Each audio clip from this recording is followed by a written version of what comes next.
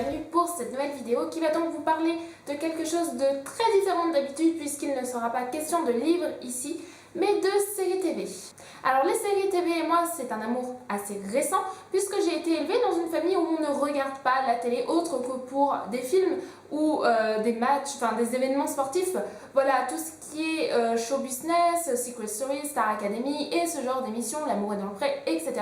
Eh bien, ça n'était pas cautionné par ma mère en fait, voilà, elle était totalement contre, elle préférait largement qu'on fasse d'autres activités que plutôt de se planter devant la télé. Alors évidemment je n'ai pas vécu sans télé non plus, nous ne sommes pas à l'ère préhistorique, nous regardions tout ce qui était événements sportifs, nous regardions des films, j'ai regardé quand j'étais petite des dessins animés quand même, mais voilà, c'était tout le temps sur une durée de temps limitée, et donc je n'ai regardé ma première série TV que quand j'étais en terminale grâce à une amie qui m'avait prêté le DVD, donc j'étais obligée d'aller sur l'ordinateur familial puisque je n'avais pas mon propre ordinateur, regarder cette série TV qui était Grey's Anatomy, voilà, sans que mes parents soient à côté. Ils savaient, ils cautionnaient, mais il ne fallait pas que je regarde à côté d'eux puisque forcément ils n'étaient pas pour. Ce n'est vraiment qu'en 2013 que j'ai découvert tout le phénomène des séries TV et le nombre de séries TV totalement incalculable, tellement il y en a. J'ai découvert Dexter, j'ai découvert Once Upon a Time, j'ai découvert plein de choses en fait, mais j'ai oublié Band of Brothers, Unforgettable. J'ai arrêté Grey's Anatomy parce que franchement ça devient très chiant au bout de 9 saisons. Voilà, je m'en suis complètement lassée. Et en 2014, alors là j'ai découvert encore plus de séries puisque j'avais beaucoup plus de temps libre pour moi contrairement à mes premières études. J'ai mon propre ordinateur portable, ce qui est quand même beaucoup plus simple pour regarder des séries TV sans que vos parents soient là. J'habite dans mon propre appartement, donc déjà j'ai beaucoup plus de liberté, je suis totalement indépendante. Et en plus j'ai des amis avec qui discuter séries TV qui m'en conseillent mais des tonnes et des tonnes et des tonnes. Ce qui fait que j'ai une petite liste de séries. Ce premier semestre 2014 a été l'occasion de découvrir vraiment beaucoup de séries TV, des biens, des moins bien, et donc j'avais envie de vous en parler. Alors évidemment je ne vais pas tout vous parler dans une vidéo parce que c'est pas possible, ça ferait une vidéo d'1h30, mais donc j'ai fait un article où je fais des petits commentaires sur toutes les séries TV que j'ai regardées. Donc si vous avez envie de découvrir d'autres séries TV, si vous avez envie d'avoir des avis sur certaines séries, n'hésitez pas à aller voir lesquelles j'ai regardées. Il y en a quand même un petit paquet. Et donc là, je vais vous parler de 5 séries TV. Alors, comment je les ai choisies? C'est 2 séries TV que j'ai vraiment adorées. Et puis, les 3 dernières que j'ai regardées, tout simplement. En numéro 1, je vais vous parler de Agents of S.H.I.E.L.D. des studios Marvel, qui est ma série coup de cœur de ce début 2014 et que je ne peux que vous recommander quand elle sortira enfin en VF. En numéro 2, je vais vous parler de The Arrow, qui est encore une histoire une série de justiciers, mais qui est beaucoup plus que ça et qui est franchement super bien. J'ai regardé les 2 premières saisons, la saison 3 sort en juillet et je ne peux que vous la recommander. En numéro 3, je vais vous parler de Revenge. Revenge, qui est une série TV dont les 3 saisons sont déjà parues. Et je suis au milieu de la saison 2, mais c'est pas forcément un coup de cœur. C'est une série que j'aime beaucoup et qui en même temps me lasse assez vite, donc je vais vous en parler un petit peu plus après. En numéro 4, Witches of East End. Alors là, grosse déception. Franchement, je vais pas du tout vous convaincre de regarder cette série TV, je vais plutôt faire le contraire. Et pour finir, la numéro 5, il s'agit de Continuum qui est la dernière série que j'ai découvert, la série que je regarde actuellement, et franchement ça vaut vraiment le coup de la découvrir.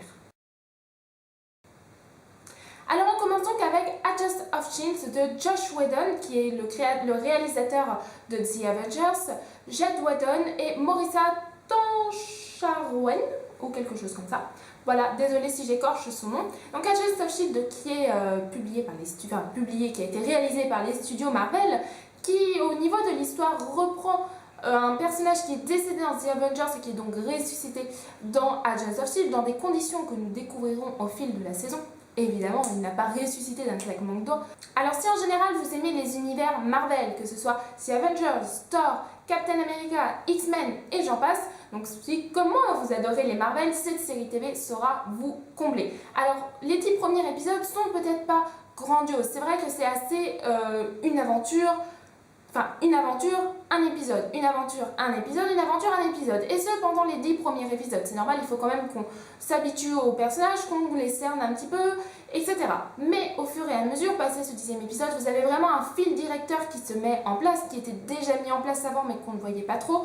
Voilà, avec un grand méchant qui fait son apparition et qui va un petit peu faire son apparition durant tous les épisodes. Mais Voilà, vous avez quand même une aventure, un épisode, mais avec une trame de fond qui est vraiment super sympa, qui est très, voilà, vraiment captivante. Alors bien entendu, c'est sûr que si vous n'aimez pas tout ce qui est film d'action ou série d'action, ça va être un petit peu dur d'accrocher à cette série. Et du coup, ça va certainement un peu vous rebuter si en général vous n'aimez pas les Marvel. Mais vous seriez peut-être étonné d'apprécier. Il n'y a pas... C'est vrai que c'est majoritairement de l'action, il y a un petit peu d'humour, enfin pas mal d'humour, un petit peu des histoires d'amour, etc. Mais c'est vraiment une série TV d'action avec des effets spéciaux, avec des gadgets. Ce ne sont pas des super-héros, mais ce sont des super-espions. Donc voilà, franchement, c'est sûr que oui, si vous n'aimez pas l'action, ça va pas trop vous plaire. Mais si au contraire vous aimez vachement l'action, alors là, surtout, n'hésitez pas, foncez. Il n'y a toujours pas de date de parution en VF, malheureusement. En tout cas, la diffusion US a réuni vraiment beaucoup de téléspectateurs, donc c'est qu'elle plaît vraiment. En tout cas, moi, elle m'a totalement convaincue, un coup de cœur. J'ai dévoré chaque épisode et je vous la recommande vraiment, vraiment beaucoup.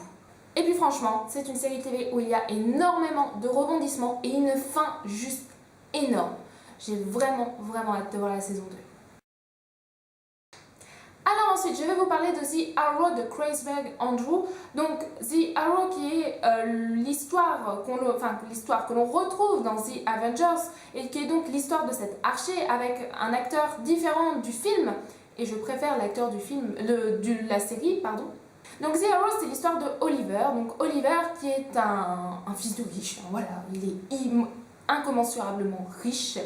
Et il va se retrouver exilé suite à un naufrage sur une île déserte pendant 5 ans. Enfin déserte, c'est ce qu'il a dit parce que ce n'est pas vrai. Donc il va se retrouver exilé pendant 5 ans, puis il va finalement être retrouvé. Il va donc retourner à Starling City 5 ans après. Évidemment, il y a beaucoup de choses qui ont changé, il va falloir que sa famille se réadapte puisqu'il a laissé derrière lui une sœur et une mère, son père étant mort avec lui. Enfin, lui, il n'est pas mort du coup, mais il est mort pendant le naufrage. Il va retourner à Starling City et là, il va décider en fait de devenir l'archer. Il va sauver les gentils et tuer les méchants. Alors, ça fait gros stéréotype des justiciers et l'histoire pourrait s'arrêter là, mais elle est évidemment beaucoup plus approfondie que ça. Puisqu'on va alterner passage dans le présent et passage dans le passé. Qu'est-ce qui s'est passé sur l'île pour qu'il passe de Oliver, le gosse de riche qui s'en fout de tout le monde et qui claque son argent comme ça, à Oliver qui se soucie des gens et qui veut faire régner la justice. Qu'est-ce qui s'est passé sur cette île? Donc on va le découvrir au fur et à mesure des saisons, donc saison 1, saison 2. Alors oui, il y a de l'action dans The Arrow, mais c'est beaucoup plus une série sur des intrigues ou des secrets familiaux, des complots, voilà, il y a des histoires d'amour, des histoires d'amitié. C'est pas comparable du tout à The Avengers, non, à Agents of S.H.I.E.L.D.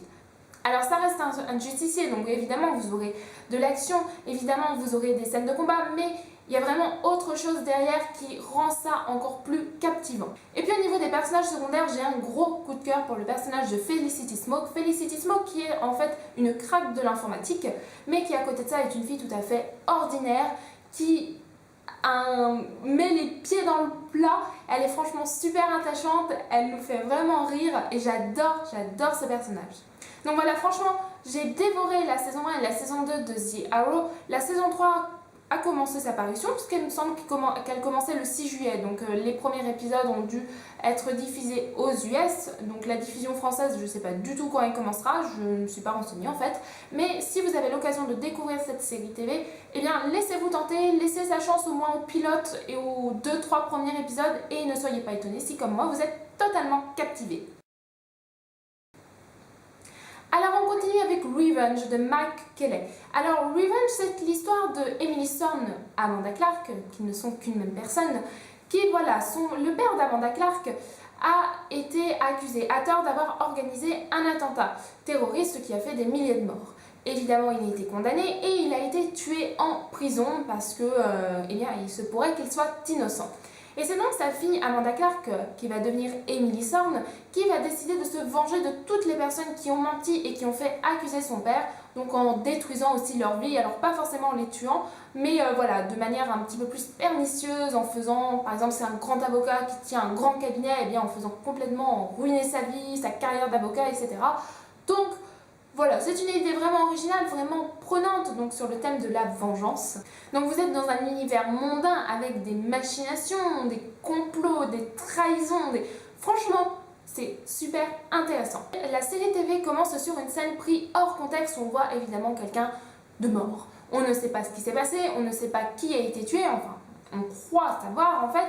Et puis à l'épisode 14, cette scène est remise en contexte et donc là la série TV fait une pause puisque c'est une histoire de série TV d'hiver, enfin saison d'hiver, saison d'été et la série coupe toujours à l'épisode 14 et donc elle fait une pseudo-fin à la saison, à la moitié de la saison. Donc vous êtes quand même tenu en haleine du début à la fin, mais dans la saison 1, eh bien c'est toujours une personne, une revanche, une personne, une revanche. Et donc à la fin ça devient assez redondant et assez lent. Alors il y a beaucoup de choses en arrière-plan, mais voilà, le temps que ça se mette en place, il y a ces quelques épisodes là qui sont un petit peu ennuyants. Enfin j'ai trouvé, tout le monde n'a pas ressenti ça, loin de là. J'ai été très accrochée au début, j'ai un petit peu moins aimé entre l'épisode 7 et l'épisode 11, mais après j'ai dévoré la fin de la série, donc c'est pas trop grave. La saison 2, j'ai un petit peu ressenti ça aussi, même si la saison 2 réussit à innover un petit peu l'histoire tout en restant dans le thème, elle change un petit peu et c'est quand même beaucoup plus prenant. Je préfère la saison 2 pour le moment à la saison 1 que je trouve beaucoup plus captivante, beaucoup plus approfondie avec de nouvelles idées qui sont super intéressantes. Mais voilà, j'ai encore eu 2 ou 3 épisodes que j'ai senti un petit peu en dessous, mais ça reste un avis personnel. Donc actuellement je suis à l'épisode 14 de la saison 2, j'ai fini l'épisode 14 de la saison 2, je vais reprendre avec l'épisode 15 quand j'en aurai envie parce que je me lasse assez rapidement de cette série, j'ai vraiment besoin de faire une pause. Je ne suis pas aussi captivée que je ne le suis avec The Arrow ou Agents of S.H.I.E.L.D. Voilà, j'ai besoin de faire une pause afin de ne pas me lasser. Alors apparemment les 10 premiers épisodes de la saison 3 sont franchement pas motivants, sont même très moyens. En tout cas c'est ce que j'ai entendu dire, mais la fin de la saison 3 est apparemment énorme et la série a été renouvelée pour une saison 4, donc je vous en parlerai plus quand j'aurai évidemment regardé toutes les saisons. Pour le moment, je ne suis qu'à la saison 2. Alors, on continue avec Witches of East End de Maggie Friedman. Alors, Witches of East End, c'est une série TV basée sur le roman du même nom de Mélissa de la Cruz, qui a été publié en France, je ne sais plus par quel éditeur, Orbit, Nathan, enfin je vous le mettrai dans le petit encadré. Roman qui me tentait vraiment pas mal, série TV qui m'avait complètement captivée et donc que j'ai regardé un peu les yeux fermés en confiance pour me prendre une grosse claque.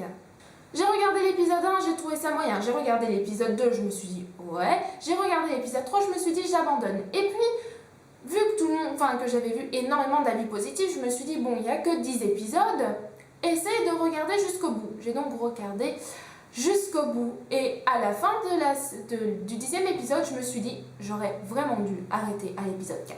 Quand j'ai commencé cette série TV, je m'attendais à une histoire de sorcellerie avec de la Wicca super approfondie, des personnages véritablement bien construits, des personnages assez âgés, donc des personnages assez sages, assez matures. Je me suis retrouvée avec tout le contraire. En toute honnêteté, je n'ai rien aimé dans cette série.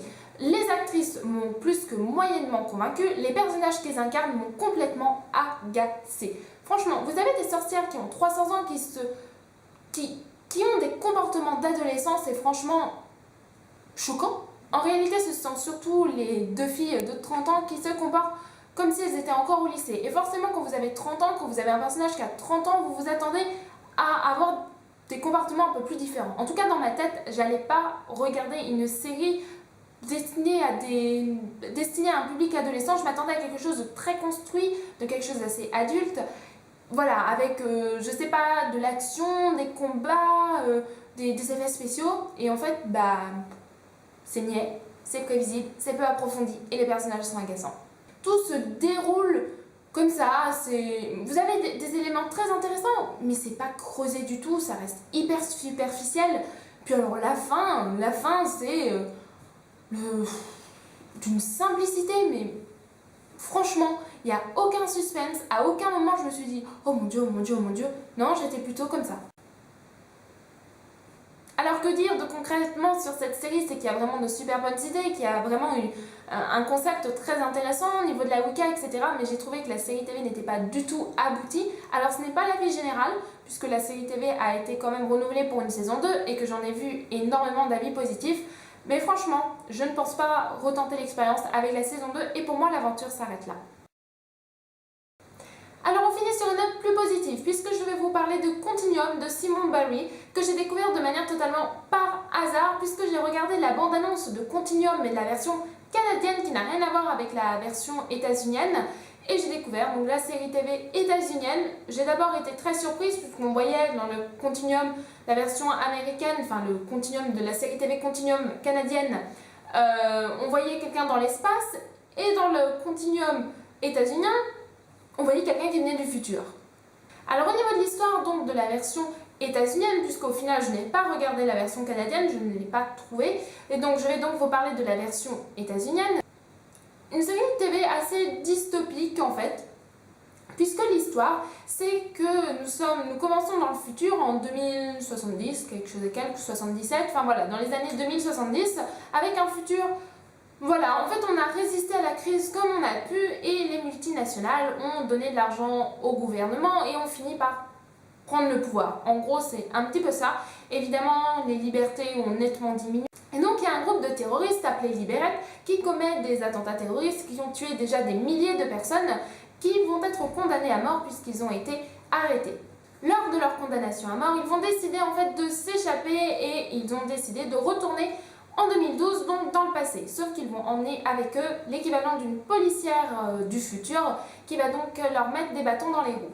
Donc en fait cette série TV traite le thème du « je modifie le passé pour influencer sur l'avenir et pour avoir un avenir meilleur ». Évidemment la policière en question qui s'appelle Kira va commencer aussi à se dire « est-ce que moi-même je ne peux pas faire quelque chose ?» parce que même si j'aime bien mon futur et que je veux retrouver mon futur avec mon mari et mon fils, eh bien tout n'est pas parfait, est-ce que je ne peux pas le modifier? Donc voilà, ça va être un petit peu tout ça. Et donc c'est une série TV que j'ai pas beaucoup entendu parler, mais franchement elle est super sympa. Les jeux d'acteurs sont vraiment bien, je les trouve très aboutis et parfaitement joués. Les personnages sont très prenants. Et puis l'intrigue en elle-même est... Voilà, on se demande jusqu'où Liberec va aller, comment est-ce que ça marche cette histoire de retour dans le passé, est-ce que si on meurt dans le passé on meurt aussi dans le futur, est-ce que tout ça a été prévu, est-ce que tout ça en fait c'est déjà réalisé et que le futur ne va pas changer. Voilà, vous avez vraiment pas mal de questions et puis le pour qui, du pourquoi, du comment. Et ça donne cette série TV qui est assez captivante, qui est même très captivante en fait puisque la première saison comporte 10 épisodes et que je l'ai regardé en une semaine. Franchement j'étais vraiment prise dedans, j'avais envie de voir où tout ça allait. La fin de la saison n'est pas grandiose, n'est pas spectaculaire, n'est pas haletante, on n'a pas forcément envie de sauter directement sur la saison 2, mais franchement moi je m'ennuie pas du tout. J'ai tout juste commencé la saison 2 qui elle comporte 13 épisodes, la saison 3 en comporte le même nombre, je ne sais pas encore s'il y a une saison 4 et j'ai pas voulu chercher afin de ne pas me spoiler. En tout cas le début de la saison 2 sur les révélations de la saison 1 franchement commence vraiment bien. J'ai regardé les 3 premiers épisodes et je suis toujours aussi convaincue. Donc voilà, j'espère vous avoir fait découvrir des séries TV que vous ne connaissiez peut-être pas ou vous avoir convaincu d'en regarder certaines. Je vous invite à aller voir mon article de blog pour avoir plus d'avis sur différentes séries puisque j'ai aussi regardé Downton Abbey, The Following, la saison 4 de Game of Thrones, la saison 3 de Person of Interest et j'en passe. Donc si vous avez envie de voir un petit peu les dernières séries TV, enfin toutes les séries TV que j'ai regardées durant ce premier semestre 2014, je vous invite à aller voir mon article. Alors c'est pas des avis de 10 lignes, c'est des avis de 3-4 lignes vraiment très succincts que je publie aussi sur Facebook quand j'annonce, enfin voilà, quand je parle un peu des séries TV que je regarde. Donc n'hésitez pas à aller jeter un coup d'œil. N'hésitez pas à commenter la vidéo ou le blog pour me donner vos avis sur certaines séries TV, m'en conseiller certaines, me dire ce que vous avez pensé des séries TV dont je viens de parler si vous en avez regardé. Donc voilà, je vous fais à tous de gros bisous et je vous dis à la prochaine pour une future vidéo. Bisous bisous.